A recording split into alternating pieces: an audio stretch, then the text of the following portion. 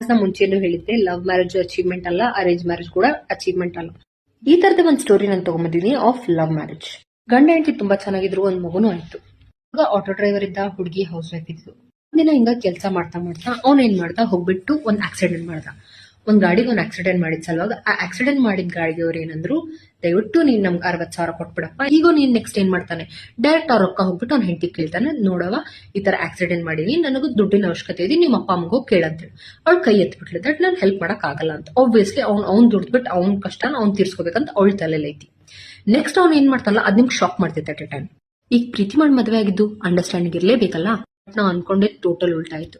ಅವ್ನ್ ಹೋಗ್ ಬಂದೊಳಗೆ ಯಾ ಲೆವೆಲ್ ಅಲ್ಲಿ ಹೊಡೆದ್ನ ಅಂದ್ರೆ, ಅವಳ ಮಕ ಎಲ್ಲ ಚಚ್ಚೋಗಿತ್ತು. ಆಮೇಲೆ ಅವಳಿಗೆಲ್ಲ ಬ್ಲೀಡ್ ಆಗ್ತಾ ಇತ್ತು, ಕೂದಲೆಲ್ಲ ಪರ್ಚ್ಬಿಟ್ಟಿದ್ದ. ಇಷ್ಟು ಕಷ್ಟ ಕೊಟ್ಟ ಅಂದ್ರೆ ಅವಳ ಲೈಫ್ ಅಲ್ಲಿ ಇಂತ ದೊಡ್ಡ ಹಾರಿಫೈಯಿಂಗ್ ಅವಳ ಲೈಫ್ ಅಲ್ಲಿ ಯಾವತ್ತೂ ನೋಡಿಲ್ಲ. ಅವಳು ಡೈರೆಕ್ಟ್ಲಿ ಅವ್ರ ಅಪ್ಪ ಅಮ್ಮ ಕಡೆ ಹೋದ್ಲಿ, ಈ ಕಷ್ಟ ಹೇಳಿದ್ಲ, ಆದ್ರೂ ಅವರು ಯಾರು ಹೆಲ್ಪ್ ಮಾಡ್ಲಿಲ್ಲ. ನೆಕ್ಸ್ಟ್ ಹೋಗ್ಬಿಟ್ಟು PG ಸೆಟಲ್ ಆಗ್ಬಿಟ್ಲು, ಸಿಮ್ ಕಾರ್ಡ್ ಕೂಡ ಒಗ್ದು ಬಿಟ್ಲು.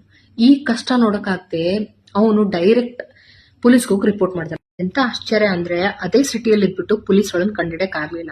ಕೊನೆಗೆ ಡಿವೋರ್ಸ್ ಯಾವಾಗ ಫೈಲ್ ಆಯ್ತು, ಆ ಮೊಮೆಂಟಿಗೆ ಅವಳು ಬಂದ್ಬಿಟ್ಟು ಡಿವೋರ್ಸ್ ಸ್ಯಾಂಕ್ಷನ್ ಮಾಡಿದ್ರು. ಅದಕ್ಕೆ ಅಂತಾರಲ್ಲ, ಟೈಮ್ ಆದ್ರೂ ಪರವಾಗಿಲ್ಲ, ಯಾವತ್ತು ನಾವು ಮದ್ವೆ ಆಗೋ ಗಂಡನ್ನ ಅದ್ ಲವ್ ಮ್ಯಾರೇಜ್ ಇರ್ಲಿ ಅಥವಾ ಅರೇಂಜ್ ಮ್ಯಾರೇಜ್ ಇರ್ಲಿ ನೋಡಿ ಮಾಡಿ ನಾವು ಮದ್ವೆ ಆಗ್ಬೇಕು.